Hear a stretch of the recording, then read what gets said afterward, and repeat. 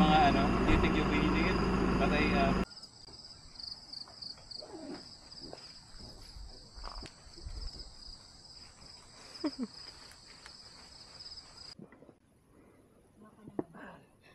Oo, meron nga.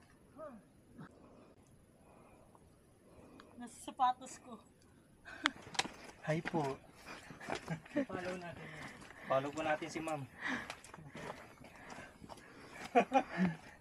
Pabansin no?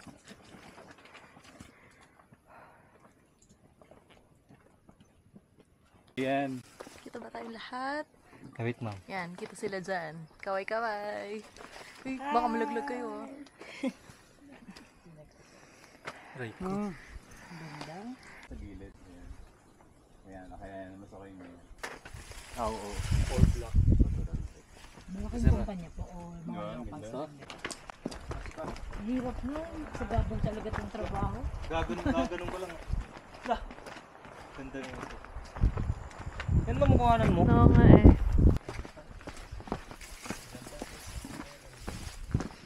Welcome to Baguio.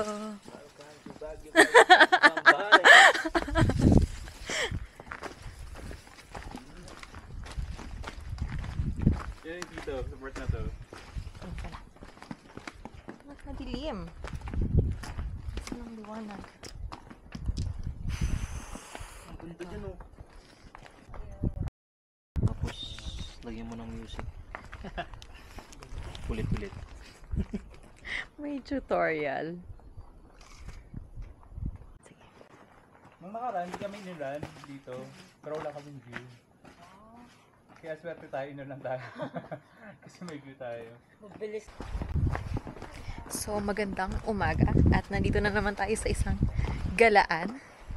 Nandito kami ngayon sa Zambales. Tinatahak namin ang Mount Tapulao. Kasama natin ngayon ang Excelsior Outdoors. Ang Mount Tapulao ay may taas na 2,907 meters po ba? 2,037 meters above sea level. At kaya siya tinawag na Tapulao ay dahil sa mga pine trees. 'Di ba? Baguio feels nga raw ang sinasabi. Okay, so nagsimula kami kaninang 3 AM mag-hike. At kasama namin ngayon dito sa sweeper ay si Kuya Aldrich. Kaway ka, Kuya. Ayan, so ang summit ng Tapulao ay 18 kilometers. And currently, ngayon, 7 AM, nasa 9 km na kami. At ang expected na oras na makarating kami sa summit ay before noon. At makababa kami pabalik. Another 18 kilometers. So, total lang 36 kilometers. So, dapat before 6 PM. Otherwise, masyadong mahirap na dahil madilim na yon. Siyempre, gabi na. At nakakatakot na rin. Kasi sobrang mabato. Kanina hindi ako nakapag-open ng camera kasi sobrang mabato, maputik kasi daw umulan kagabi. Ayan. So, ang ganda ng view. Hi! Dito na kami sa marker ng KM12. So, 6 km to go. Oh, hina sa math. May math is not mathing. Excited lang. 6 km to go! Okay, so simula raw dito, medyo madulas na. Or madulas na talaga yung trail. So, doble ingat tayo. Bato! Kakaloka siya. Yeah!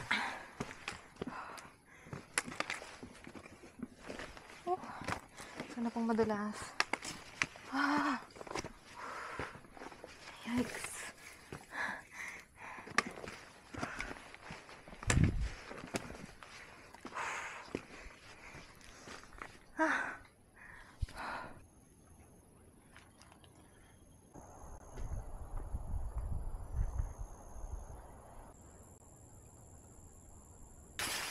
Sumunod din sa babae. Yung paikot-ikot lang sila. Hindi nila nalaman. Natry mo na mag-testable ko.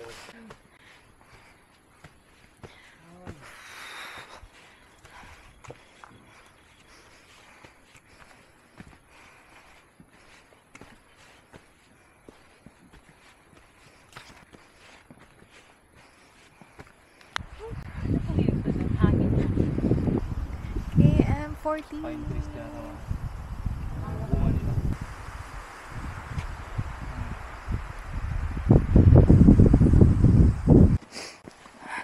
So, ayun, after ng KM14, may konting assault lang. And then, the rest, ganito na siya, patag.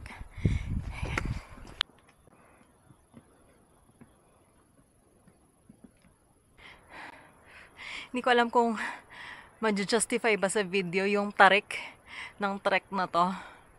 Pero ganyan siya kataas. At ito yung packet pa. So, let's go.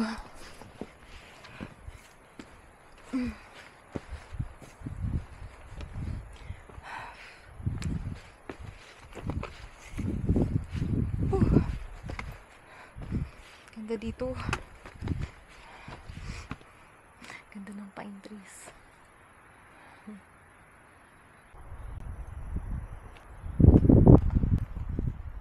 Let's go.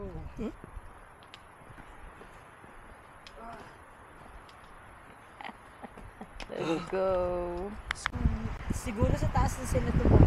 Correct. Finally, nakarating din ang campsite. KM16. Kita ba? Time check ay 9:05, 7. Yan. So, pahinga lang kami saglit and then we'll head to the summit. 2 km na lang, summit na. Ganda.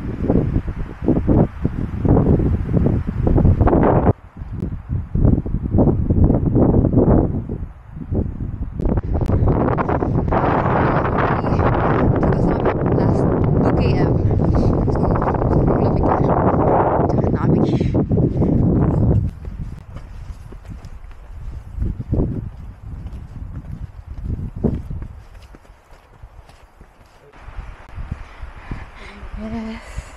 Welcome to Mose Forest. Parang heritage. Welcome to Encantadia. Papasok ka ba? Oh.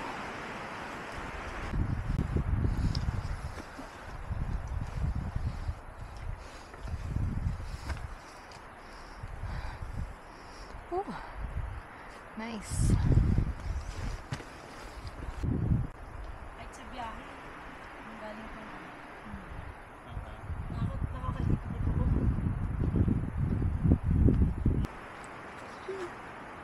Amazing.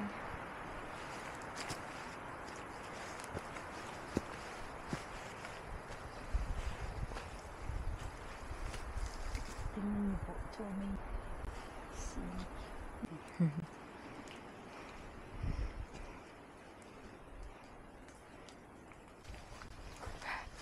Sana sa dulo na kami ng Mose Forest at papasok na ng summit. Eto na ba?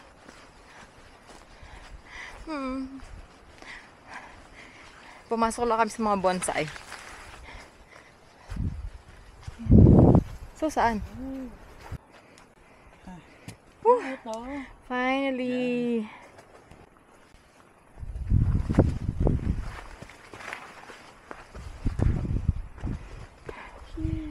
Yay! Yay! Woo!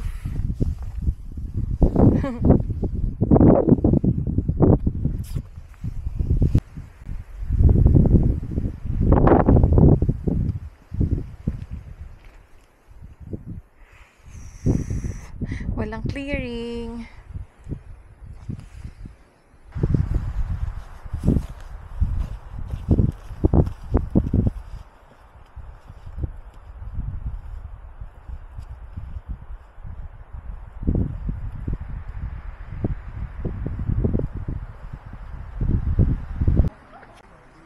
(11:40) na kami nakabalik ng campsite. So, kain lang ng lunch. And then, try na namin bumaba. Sana mas mabilis. Pero mas challenging kasi madulas at mabato pa rin. Let's go. And so, quick update. 1 hour na rin kaming naglalakad pababa. from campsite, KM16. So, nag 5-minute break lang kami dito. Sa under ng shade. Ayan. So, hindi rin ako nakapag-video kanina kasi sobrang mabato at madulas yung trail. So, kailangan mag-focus kung saan ka aapak para iwas dulas. Ayun. In fairness, parang pumunta yung sa ibang dimension. So, sa tingin ko nakatulong ako.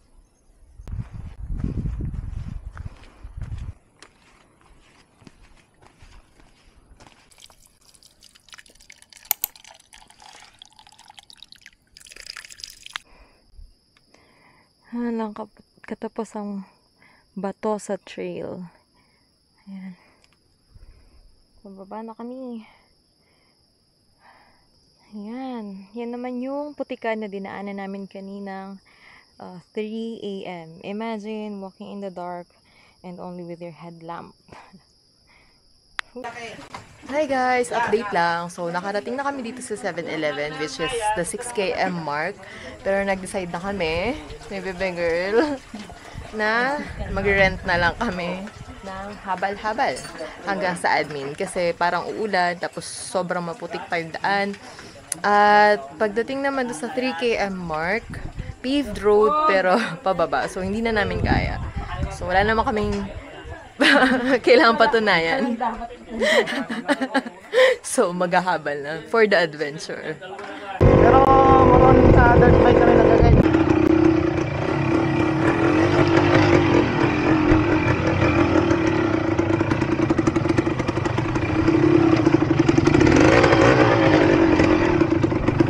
Sulit tong training climb ko na ito. Definitely babalikan ko for an overnight hike naman. So, thank you for watching and see you guys sa susunod na akyat. Mga sariling contact din.